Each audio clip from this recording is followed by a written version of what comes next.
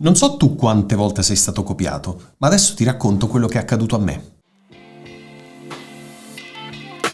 Il mio primo lavoro, quello che mi permette di vivere, è quello della consulenza e della formazione in ambito digital marketing.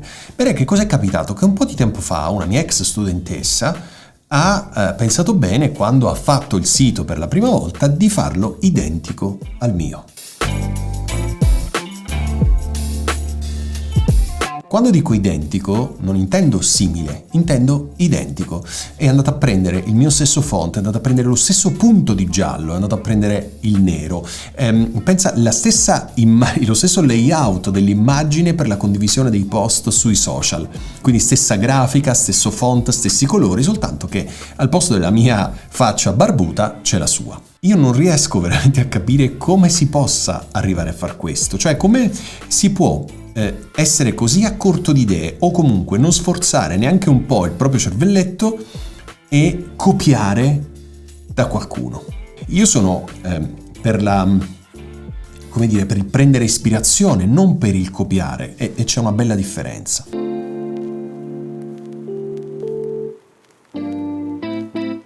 In ambito podcast ti racconto un'altra cosa. Tempo fa mi scrive una persona, qualche anno fa, mi scrive una persona su LinkedIn e mi dice: Ale, sai che, io non la conoscevo benissimo, questa persona mi dice: sai che ti hanno copiato la sigla di coda del tuo podcast? Come la sigla di coda?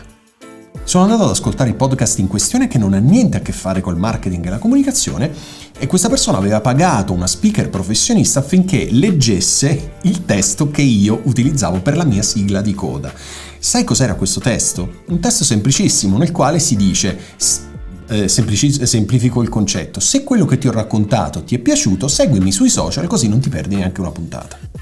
Questo, non c'era nessuna cosa geniale, era semplicemente questo testo qui, e questa persona ha investito dei soldi pagando una speaker professionista per farle dire quello che io ho scritto per il mio podcast. Che cosa ho fatto? Ho chiamato questa persona e ho detto: scusami, ma perché fai una cosa del genere? E lui se ne è uscito con una cosa, me lo ricordo ancora, dicendomi: no, era per dimostrarti la mia stima e il fatto che io ti ammiro, perciò ti ho copiato. E ho detto: guarda, non funziona proprio così. Cioè, se tu mi ammiri o mi stimi, non mi copi, al massimo prendi ispirazione. Difficile inventare qualcosa di nuovo. Quindi quando vediamo qualcosa di bello, che sia un video o ascoltiamo un podcast o leggiamo un articolo, magari questo contenuto ha il potere di farci muovere le rotelline nella nostra testolina. Quindi si illumina la lampadina e abbiamo un'idea. Benissimo, ci sta. Se però questa non è soltanto un'idea, ma è qualcosa che attinge a piene mani dal contenuto, sarebbe utile citare la fonte. Ed ecco la buona notizia, voglio leggerti una mail arrivata da Marco. Marco mi dice: leggo la sua mail: ascolto il suo podcast, mi dà del lei tra l'altro, quindi mi fa sentire un po' vecchio, però va bene.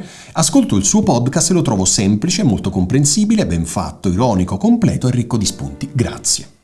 Poi dice: per questo motivo mi sono permesso di, tra virgolette, saccheggiare 2 puntate e usarle come spunto per altrettante del podcast che curo sul argomento. Non te lo cito perché sennò poi voglio ringraziare Marco, ma non so se lui vuole essere menzionato, quindi preferisco evitare di dirti l'argomento del suo podcast.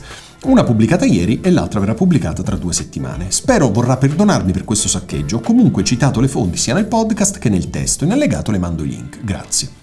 Ora, sono andato a guardare e ascoltare e ho mandato una mail per ringraziare Marco. Gli ho detto: grazie mille Marco, sei una persona professionale, sei una persona seria. Cioè, hai trovato qualcosa di interessante, hai visto che non era semplicemente uno spunto di riflessione, ma hai preso veramente tanto dal mio contenuto. Che cosa hai fatto? Hai semplicemente citato la fonte. Ben venga! Cioè, è correttissimo così. E infatti ho visto il suo, lui ha scritto sia un articolo e poi c'è il podcast allegato, e nell'articolo dice che ha preso spunto dal mio podcast, inserisce il link, mi ha ringraziato citandomi il mio nome e cognome, e poi ha scritto l'articolo e ha allegato il podcast. Ben venga! È così che si fa.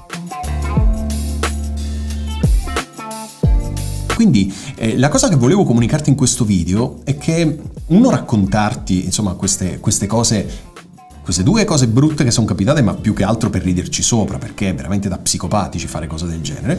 L'altra però citandoti una cosa molto bella, questa di Marco, che è finalmente qualcuno che prende spunto dalle cose che tu produci e ti ringrazia e ti cita per appunto l'ispirazione. Poi volevo dirti, ti piace questo layout? Hai visto che ho cambiato un po' di cose, sono sempre sulla mia scrivania, ma dietro di me c'è una luce più o meno blu, la videocamera è messa a un'altra angolazione, si vede di più la scrivania. Fammi sapere che cosa ne pensi di questo nuovo layout, perché è uno dei 3 nuovi che ho progettato nello studio.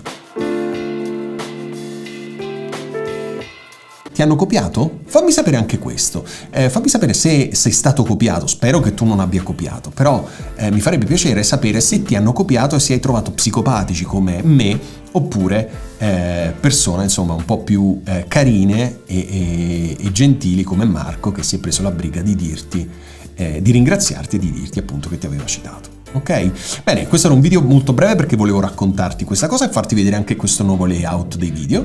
Niente, ci vediamo settimana prossima. Ciao!